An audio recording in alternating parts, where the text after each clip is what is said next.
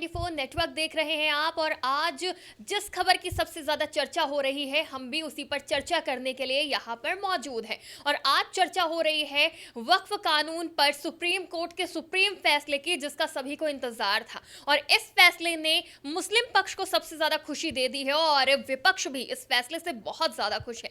क्या है वो फैसला, किस तरह की खुशी मिली है, और अगर बात करें राजनीति में इसके असर की, तो इन तमाम मुद्दों पर चर्चा करने के लिए हमारे साथ TV24 न्यूज नेटवर्क के पॉलिटिकल एडिटर अजय सिन्हा हमारे साथ मौजूद हैं। उन्हीं से इस बारे में जानकारी ले लेते हैं।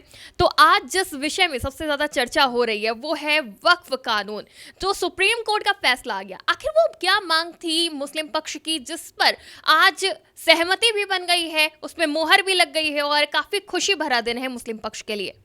देखिए, आपको याद होगा कि जब वक्फ बिल आया संसद के अंदर बड़ा विरोध प्रदर्शन हुआ। विपक्ष लगातार इसे मुस्लिम विरोधी बता रहा था। सरकार कह रही थी कि हाँ, ये मुस्लिमों के पक्ष में, और इसको लेकर चाहे वो लोकसभा हो चाहे राज्यसभा हो, लगातार विपक्ष का विरोध झेलना पड़ा सरकार को। लेकिन संख्या बल के हिसाब से फैसला होता है। संसद में संख्या बल सत्ता पक्ष के पास था और ये जो बिल था वो कानून का रूप ले लिया।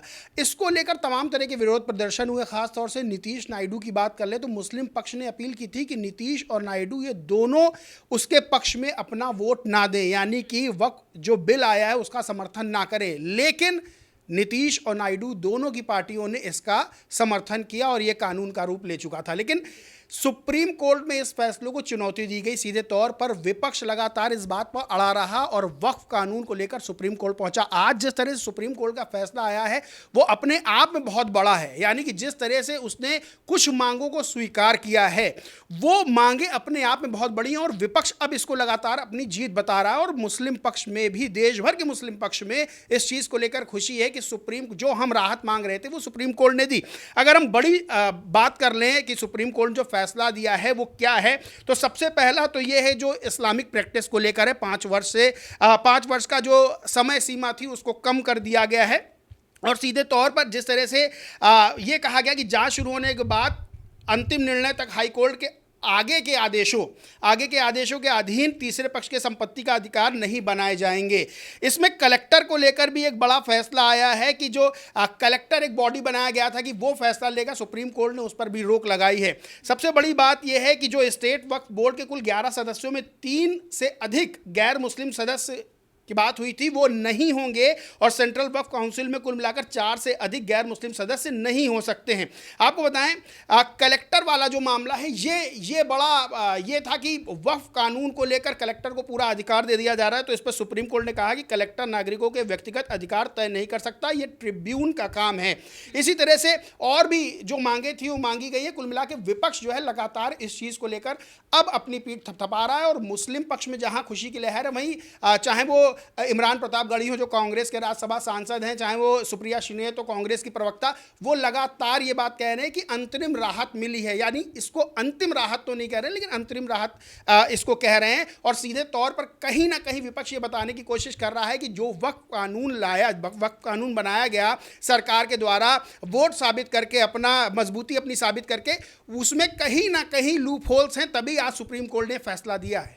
तो बिल्कुल देखिए, बड़ा फैसला है। 5 साल के जो मुस्लिम प्रैक्टिस की शर्त थी उसको भी नामंजूर कर दिया गया है। साथ ही साथ ये भी साफ कर दिया गया है कि कार्यपालिका सिविल मामलों में कोई इंटरफेयर नहीं करेगा, इसका हक न्यायपालिका को है। तो देखिए, ये सब चीजें साफ हो गई हैं। लेकिन राजनीति भी तेज है। अभी आपने भी बताया और हम भी सुबह से देख रहे हैं, जैसे ही ये फैसला आया विपक्ष की तरफ से प्रतिक्रियाएं आ रही हैं। मुस्लिम पक्ष के साथ साथ विपक्ष भी काफी खुश नजर आ रहा है, अंतरिम राहत मिली है। तो ऐसे में अगर बात करी जाए राजनीति का केंद्र जो इस वक्त बना हुआ है बिहार, जहां चुनाव है, वहां इसका असर कितना देखते हैं? क्योंकि माना जाता है वहां पे बड़ी संख्या में मुस्लिम आबादी है और वहां पर इसका असर कितना दिखेगा?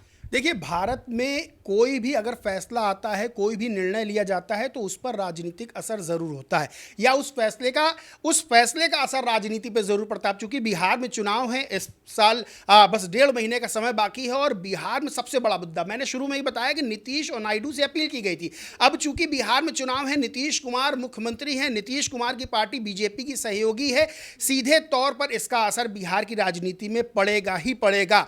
आपको बताएं, 17.5% के आसपास बिहार में मुस्लिम मतदाता है। अब सोचिए कि पहले ही ये बात क्लियर रहती है कि जो मुस्लिम मतदाता है वो बीजेपी के साथ ज़्यादा नहीं जाता है। ये बात बिल्कुल क्लियर है, किसी से ढकी छुपी नहीं है। लेकिन एक उम्मीद थी जेडीयू को कि जेडीयू के साथ मुस्लिम मतदाता जा सकता है। लेकिन जब ये वक्फ बिल आ रहा था तब बड़े बड़े मौलानाओं ने नीतीश कुमार से अपील की थी। नीतीश अपनी जो उन्होंने अपना समर्थन दिया उसको लेकर कहीं ना कहीं नाराज़गी थी और इसका असर सीधे तौर पर बिहार में देखने को मिलेगा। आप सोचिए 17.5% की मुस्लिम आबादी है जो मतदाताओं की, वो सीधा सीधा अगर विपक्ष के पाले में जाती है तो ये मान के चलिए कि विपक्ष को 17.5% का वोट परसेंट जो है वोट बैंक वो तो सीधा सीधा मिलता हुआ नजर आ रहा है। तो इसका सीधा फायदा बिहार में विपक्ष को मिल रहा है। दूसरी चीज़, विपक्ष ये लगातार बता रहा है कि देखिए हमने आपकी लड़ाई लड़ी सुप्रीम कोर्ट तक, अगर हमें संसद में हम नहीं जीत पाए, हम वो वक्फ बिल कानून बन जाता है, लेकिन हम सुप्रीम अदालत के चौखट तक गए, आपके लिए हम लड़े और आपके लिए हमने अंतरिम राहत की व्यवस्था सुप्रीम कोर्ट से करवाई, जो फैसला आया है। तो इसको लेकर राजनीतिक फायदा विपक्ष जरूर लेगा। और शुरू से ही जैसे ही आया, आप इससे पहले के कृषि कानून को उठा देख लीजिए, सरकार कोई फैसला लेती है, विपक्ष उसका विरोध करता है, उसमें लूप होल्स बताता है, उसे बताता है जनता के लिए नहीं है। और इस मामले में भी यही होगा। और सीधा सीधा बिहार में दो बड़े मुद्दे हैं, एक एसआईआर और दूसरा वक्फ। आज जब फैसला नहीं आया, मैं लगातार इस बात को कह रहा हूं कि वक्फ का जो मामला है वो पूरा राजनीतिक टूल पकड़ेगा और विपक्ष इस मामले को बड़ा मुद्दा बनाएगा। और आप देख लीजिएगा अब जो रैलियां होंगी, जो सभाएं होंगी, उसमें इस चीज़ का जिक्र 100% करेगा विपक्ष। यानी तेजस्वी राहुल इस बात का जिक्र करेंगे कि वक्फ की लड़ाई में वो किस तरह से साथ थे, मुस्लिम मतदाता भी विपक्ष की तरफ जाएंगे। तो क्या नीतीश कुमार को अब इस बात का पछतावा होगा कि उन्होंने इसका समर्थन क्यों किया, उन्होंने अपनी जनता की बात नहीं मानी? देखिए, नीतीश कुमार के पास पछतावा करने का कोई रास्ता नहीं है। नीतीश कुमार को मुख्यमंत्री बिहार का बनना था। इससे पहले वो तेजस्वी यादव के समर्थन से बने, आरजेडी के समर्थन से बने, फिर वो बीजेपी के समर्थन से बनते हैं, फिर आरजेडी के समर्थन से बनते हैं, फिर बीजेपी के समर्थन से बनते हैं। 18 साल से उनका यही चल रहा है। अब वो बीजेपी के साथ नहीं जाते। केंद्र में मोदी सरकार की दो बैसाखियां कही जाती है, नीतीश और नायडू, यानी कि नीतीश 240 सीटें लोकसभा का 2024 का जब चुनाव हुआ तब 240 सीटें बीजेपी के पास रहीं। नीतीश नायडू दो बैसाखी हैं कि अगर हट जाए तो मोदी सरकार गिर जाएगी। सीधे तौर पर नीतीश कुमार वो उस स्थिति में नहीं है, क्योंकि नीतीश कुमार अगर केंद्र में इस तरह की चीज़ें करते या इसका समर्थन नहीं करते तो जाहिर सी बात है बीजेपी उनको बिहार में मुख्यमंत्री बने रहते नहीं देखती। और आरजेडी की तरफ से सीधा कह दिया गया था, तेजस्वी ने सीधा कह दिया था कि अब हम चाचा को समर्थन नहीं देंगे, अब नीतीश कुमार को मुख्यमंत्री नहीं बनाएंगे। फिर उनकी मानसिक स्वास्थ्य को लेकर तमाम तरह की खबरें सामने आती रहती हैं, तमाम तरह का तेजस्वी और आरजेडी के नेता आरोप लगाते रहते हैं, कांग्रेस के नेता आरोप लगाते रहते हैं। तो नीतीश कुमार के पास कोई चारा नहीं था। नीतीश अगर पश्चाताप इस चीज़ का करते हैं बिहार में जाके, तो उनके पास इस चीज का रास्ता नहीं। और अब जो एक गड्ढा खुद गया उसमें मिट्टी डालने से काम नहीं होगा, वो गड्ढा खुदा है, वो खुदा ही रहेगा। चुनाव के बाद स्थिति देखी जाएगी। लेकिन हाल में जो चुनाव हैं उसमें सीधे तौर पर जो नीतीश कुमार का, अब मैं एक आंकड़ा बताऊं, अगर पिछले चुनाव को बताऊं तो 2020 में जब चुनाव हुए हैं नीतीश कुमार के नेतृत्व में, जब जेडीयू लड़ी है, तो नीतीश कुमार को 5% का वोट मिला था, यानी 5% मुस्लिमों का वोट परसेंटेज मिला था। वहीं आरजेडी का जो गठबंधन था उसे 76% मुस्लिम वोट मिला था। यानी सोचिए कि 100 में 76 वोट तो सीधे सीधे विपक्ष हो गए थे। 5% का नीतीश कुमार को मिला था। वहीं 2019 के लोकसभा चुनाव में आरजेडी कांग्रेस का महागठबंधन हुआ था, 80% मुस्लिम वोट मिला था। साल 2024 का जब चुनाव हुआ तो 87% मुस्लिम वोट मिला। यानी सोचिए 5% जो नीतीश कुमार को जा भी रहा था, यानी 100 में 5 वोट अगर नीतीश कुमार को जा भी रहे थे, वो भी 5 वोट छिटकते हुए अब नजर आ रहे हैं। 17.60% के आसपास माना जाता है मुस्लिम वोट बैंक है। वो सीधा सीधा अगर विपक्ष पे आ जाएगा, विपक्ष इस चीज़ को भुनाएगा ज़रूर, चाहे वो एसआईआर का मुद्दा। देखिए एसआईआर के मुद्दे पे क्या कहता है, एसआईआर के मुद्दे पे लगातार विपक्ष ये बात कह रहा है कि गरीब, गुरबा, दलित, आदिवासी, अल्पसंख्यक और पिछड़ा, अति पिछड़ा के वोट बैंक को जो है इन्होंने खत्म करने की कोशिश की है। वोट चोरी की है। लगभग 65 लाख मतदाताओं के नाम काट दिए गए। वहाँ नाम काटे गए जहाँ जहाँ हमारा जो है, हमारी विपक्ष का वो अपना वोट बैंक था। अब दूसरा मुद्दा वक्फ का। वक्फ को लेकर सीधे मुस्लिम वोटर्स पे टारगेट ये करेगी। और सबसे बड़ी चीज़ है सीमांचल। आज सीमांचल पर सबकी निगाह है, बीजेपी की भी। प्रधानमंत्री नरेंद्र मोदी 36,000 करोड़ की सौगात आज दे रहे हैं बिहार को, तो सीधे तौर पर इसका असर तो देखने को मिलेगा। लेकिन एक बड़ा मुस्लिम वोट बैंक यानी 80% अगर मान लें विपक्ष के पास जाता था, 20% बचता था, तो 20% भी विपक्ष की ओर जाता नजर आ रहा है। लेकिन देखिए अजय, आज हम बात कर रहे हैं वक्फ पर, देखिए फैसला आया है, हम चर्चा कर रहे हैं कि इसका बिहार की राजनीति पर कितना असर पड़ेगा, चुनाव पर कितना असर पड़ेगा। लेकिन इस बात को भी इनकार नहीं किया जा सकता है कि चुनाव से ठीक पहले बीजेपी नए मुद्दे खड़े करने में माहिर है। तो क्या लगता है इसके बावजूद, बीजेपी की रणनीति देखने के बावजूद, एनडीए का जो समर्थन है नीतीश कुमार के साथ, नीतीश कुमार की जो राजनीति है दल बदल लेने की, इसके बावजूद क्या विपक्ष इस मुद्दे को भुना पाएगा?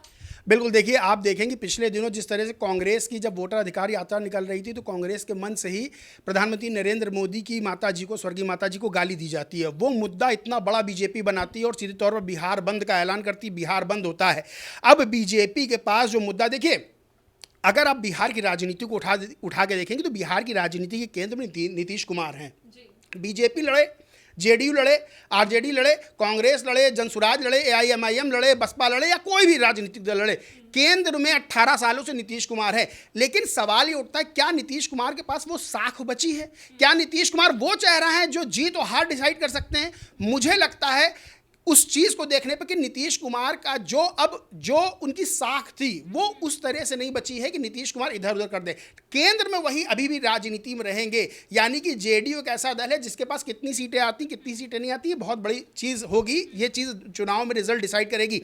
लेकिन जहाँ तक ये जो वक्फ वाला मुद्दा है, सीधे तौर पर विपक्ष इसको भुनाएगा और विपक्ष पूरा फायदा लेना चाहेगा। यानी कि दो बड़े मुद्दे, बीजेपी की तरफ जो सबसे बड़ा मुद्दा है, बीजेपी ये नहीं कह सकती कि सरकार ने ये नहीं किया, बीजेपी सत्ता में है। मौके किसके पास ज्यादा होते हैं? मौके होते हैं विपक्ष के पास ज्यादा, सत्ता पक्ष को घेरने के। सत्ता पक्ष विपक्ष को नहीं घेरेगा। हाँ, माँ को गाली देने वाला, प्रधानमंत्री नरेंद्र मोदी को गाली देने वाला एक मुद्दा था, बीजेपी ने पूरा जोर लगाया उस मुद्दे को कैप्चर करने के लिए, उस बिहार बंद भी करवाया। लेकिन विपक्ष के पास दो मुद्दे हैं, एसआईआर, स्पेशल इंटेंसिव रिवीजन, दूसरा वक्फ कानून। इसको, इन दो मुद्दों को लेकर लगातार विपक्ष घेर रहा है और इसका सीधा फायदा विपक्ष लेना चाहेगा बिहार के अंदर। जी बिल्कुल, बहुत बहुत शुक्रिया अजय। तो देखा आपने ये इतना खूबसूरत विश्लेषण कि यहाँ पर अभी तो मुद्दे बहुत सारे हैं, लेकिन चुनाव तक क्या यही मुद्दे रहते हैं? जैसे कि अभी अजय ने बताया भी कि दो महत्वपूर्ण मुद्दे हैं। ये दो मुद्दे क्या विपक्ष भुना पाता है और विपक्ष की भूमिका बिहार विधानसभा चुनाव में क्या रहती है, ये तो आने वाला वक्त ही बताएगा। लेकिन आज का जो सबसे बड़ा मुद्दा है वो है सुप्रीम कोर्ट का सुप्रीम फैसला, जिसने मुस्लिम पक्ष को सबसे बड़ी राहत दी है। इस मामले में आपकी क्या राय है, हमें कॉमेंट करके जरूर बताइएगा।